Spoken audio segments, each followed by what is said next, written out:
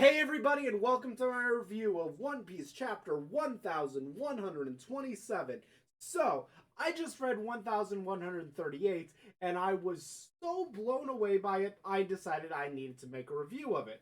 The problem is I've only reviewed the first chapter of Elbath, so I kind of want to give very abridged reviews of the chapters leading up to it. So if anyone wanted to, they could just, sit and read through that to sort of see my thoughts. Now, the way I generally like to do reviews is I would read the chapter, give my review, watch some reviews from like Tekking or Grand Line, and then do my own, and then give some final thoughts, just so other people don't color my opinions.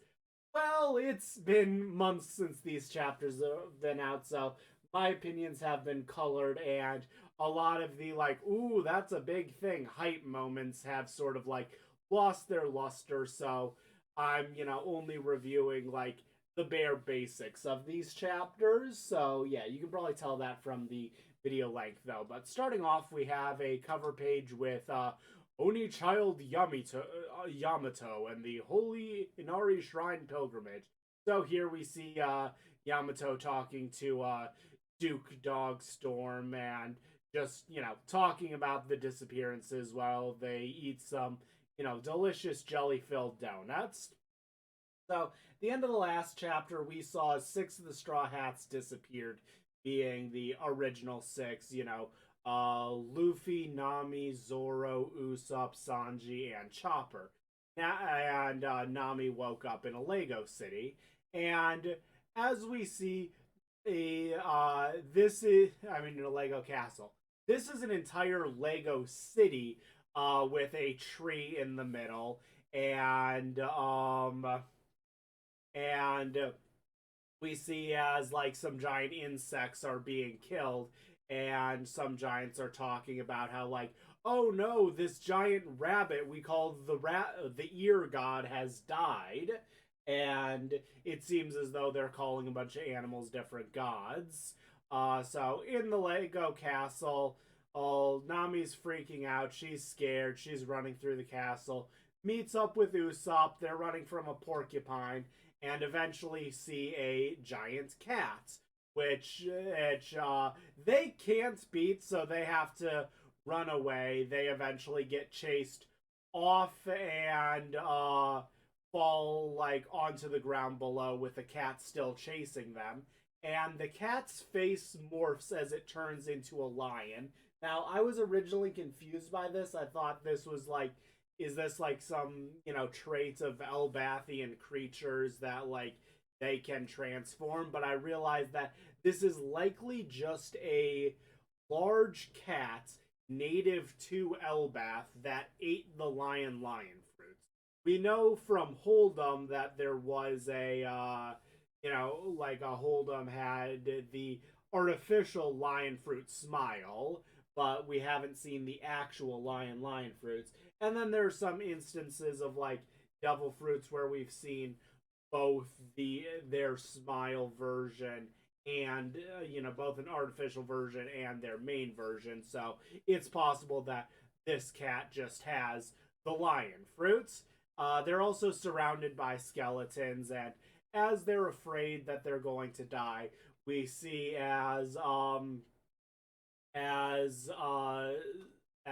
Zoro, Luffy, and Sanji each jump down from the sky and in unison hit them with really strong attacks. For Sanji, it's Ifrit Jambe Empula Twister.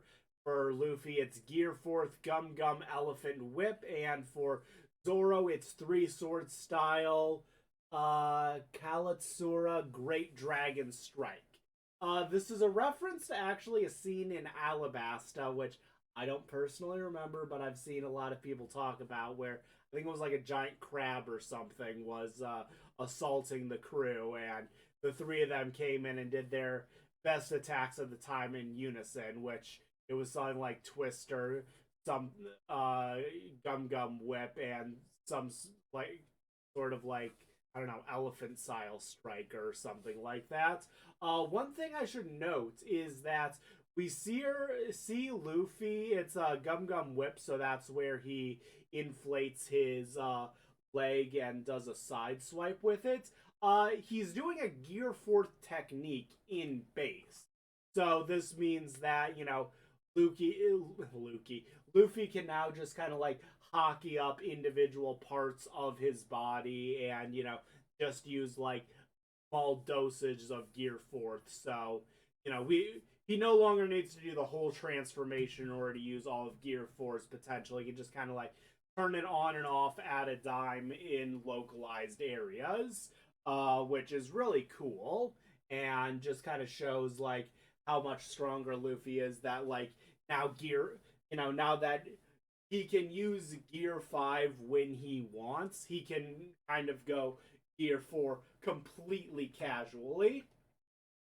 And as they're talking about this place, we get the typical, like, Nami-san, I was really worried about you. And, they're talking about how they need to find the rest of the crew and trying to figure out why they were here. Earlier in the chapter, Nami says, hey, we were drinking wine that said it might have hallucinogenic properties. Are we hallucinating? One of the things that's actually mentioned is that oh yeah, Luffy says that rabbit we grilled up earlier was so yummy. So apparently they've just been going on a rampage inside of the city, like eating some of these giant animals that these giants are referring to as gods. So here we are in Elbaf, and we're just causing a bit of a ruckus. I'm going to keep the kayfabe up that I don't know what's going on for the purposes of this review, but I'm pretty sure if I gave this review, I would have when it came out, I would have been mad because the Lego City, I'm not a fan of the aesthetic, but don't worry, we get some more stuff coming up soon. But yeah, that's about it for this chapter. There is a break next week. Really? That was where we did a break week? Okay. But yeah. That's the it for this review. See you back shortly for 1128.